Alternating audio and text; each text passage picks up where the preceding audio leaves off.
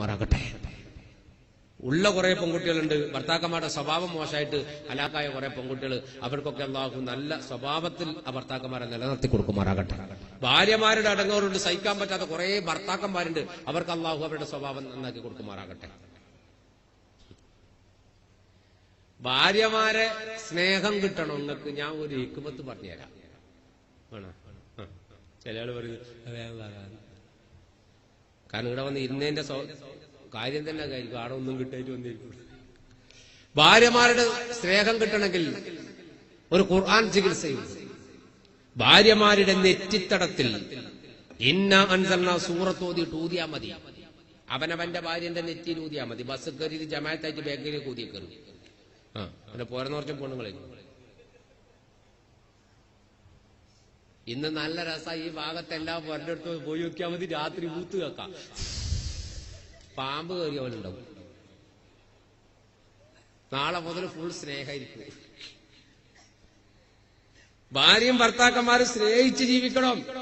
വയസ്സാകും തോറും ഇന്നലെയാണ് എന്റെ മംഗലം കഴിഞ്ഞത് എന്ന രൂപത്തിലായിരിക്കണം ഓരോ ഭാര്യയും ഓരോ ഭർത്താവും പെരുമാറേണ്ടത്. ഇന്നലെയാണ് എന്റെ മംഗലം, വയസ്സായി പാപ്പ ചിന്തിക്കണം, ഇന്നലെയാണ് ഞങ്ങൾ രണ്ടാളി മംഗലം കഴിഞ്ഞ്. അങ്ങനെ വിചാരിച്ചിട്ട് ഹണിമൂണിന് ഊട്ടി പോയേക്കരുത്, ആ തണുപ്പിൽ ചുരുണ്ടു പോകും.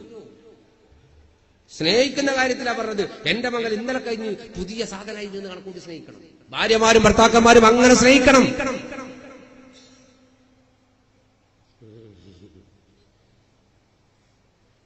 ഇവൻ അടുത്ത മംഗലം കഴിഞ്ഞ ഇവന്റെ ഭാര്യ ഇവനെ വിളിക്കാൻ എന്താ പറയുക? ഇവൻ ഷാജഹാൻ എന്ന അവന്റെ പേര്. ഇവന്റെ ഭാര്യ ഇവനെ വിളിക്കല് ഷാന, ഒറ്റ അക്ഷരം ഷാ. ഞാൻ പറഞ്ഞ ഇപ്പൊ വിളിക്കും, ഒരു കൊല്ലം കഴിഞ്ഞ് ഓള് വിളിക്കും ഷോ വേണ്ടി, പിന്നെ രണ്ടു കൊല്ലം പറയും ഷേ തീരെ വേണ്ടിയായിരുന്നു പറയും. അതങ്ങനെയാണ് സ്വഭാവം, അങ്ങനെയുണ്ട്. ഞങ്ങൾ കണ്ടിട്ടില്ലേ? മംഗലം കഴിഞ്ഞപാട് മനസ്സിലാവും. മംഗലം കഴിഞ്ഞപാട് ഈ പിള്ളേരെ മകൻ എപ്പാ കഴിഞ്ഞ് നമുക്ക് തിരിയും. ഒരു മാസത്തിനുള്ളിലാണെങ്കിലും ബൈക്കുമ്പോ പോകുമ്പോ ഓന്റെ ഇവിടെ തന്നെ ഓളിങ്ങനെ പിടിക്കും. അത് ഒരു മാസത്തിനുള്ളിൽ. ഒരു 1-2 മാസം കഴിഞ്ഞാൽ ഓള് കമ്പിമ്മലയെ പിടിക്കും. പിന്നെ ഇവനെ തൊടാൻ വലിയ വരാതെ കാലത്ത് മുനിസിപ്പാലിറ്റി. അപ്പൊ കമ്പിമ്മ പിടിക്കുമ്പോ തോന്നിക്കൂടാ മംഗലം കഴിഞ്ഞ് കുറച്ചു കാലമായി. ഇവിടെ പിടിക്കുമ്പോ തോന്നിക്കോളാ അടുത്ത മംഗലം കഴിഞ്ഞാന്ന്. ഇപ്പൊ അവർക്ക് തിരിയും ശരി തന്നെയാണ് എന്ന് വിചാരിച്ചിട്ട് ചില ഓളിങ്ങനെ പിടിക്കാണ്ട് നിൽക്കുമ്പോ ഇങ്ങ ബേജാറാണ്ട. ഓക്ക് വിഷമമൊന്നും ഉണ്ടായിട്ടായിരിക്കൂല. നിങ്ങൾ കുളിക്കാത്തോണ്ട് പിടിക്കാതിരിക്കും. അത് ധൈര്യം ഒന്ന് കുളിച്ചാൽ മതി, പിടിച്ചോളൂ. അല്ലാഹു തൗഫീക്ക് നൽകട്ടെ. എന്തിനാ ഇപ്പൊ ആമീൻ പറഞ്ഞ കുളിക്കാനാണോ അല്ല പിടിക്കാനാണോ?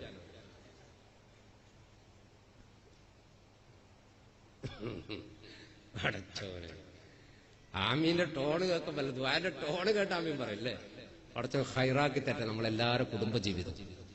ആമീൻ പറഞ്ഞു, അതിന് പറഞ്ഞോ അടച്ചം വർക്കത്തി കേട്ടെ. അപ്പൊ ഏതായാലും പെണ്ണുങ്ങൾക്ക് ഭർത്താക്കന്മാരെ സ്നേഹം കിട്ടാൻ ഒന്ന് അങ്ങോട്ടും പറഞ്ഞു കൊടുക്കണ്ടേ? അത് പറഞ്ഞു കൊടുക്കുക. പെണ്ണുങ്ങളെ നിങ്ങളോട് അല്ലാഹു റസൂൽ പറയുന്നത് ഭർത്താക്കന്മാരെ സ്നേഹം നിങ്ങൾക്ക് കിട്ടണമെങ്കിൽ എന്ത് വേണമെന്നറിയാം?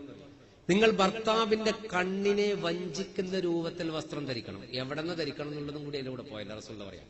ഭർത്താക്കന്മാരുടെ കണ്ണുകളെ നിങ്ങളിലേക്ക് ആകർഷിക്കുന്ന വിധത്തിൽ നിങ്ങൾ വസ്ത്രം ധരിക്കണം.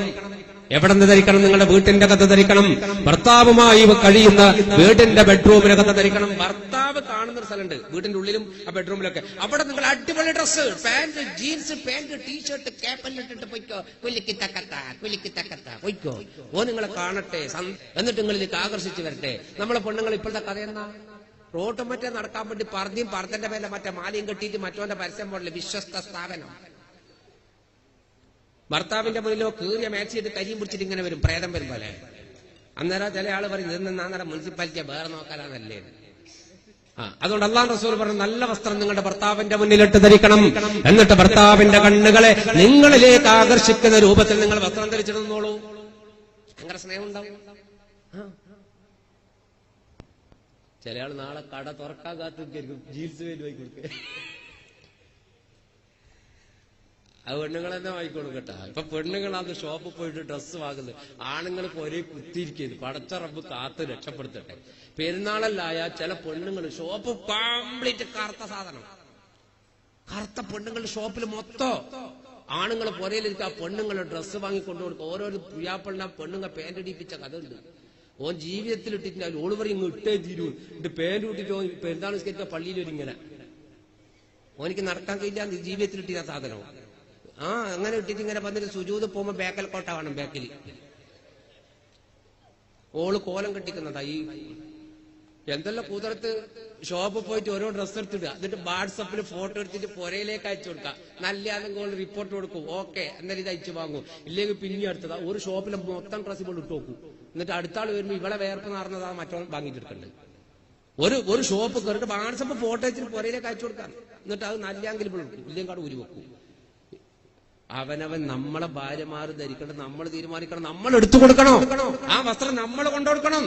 ആ പർദ്ദയിലില്ലേ അലാക്കിന്റെ പർദ്ദ, ഞാൻ എപ്പം പറയുന്ന ഒരു പർദ്ദ ഉണ്ട്, ഇങ്ങനെ ടൈറ്റ് ആക്കിയിട്ട് പോകുന്ന ഒരു പർദ്ദ ഇങ്ങനെ കണ്ടാപ്പതൊന്നും ടിപ്പർ ലോറി പോകുന്നുണ്ട്.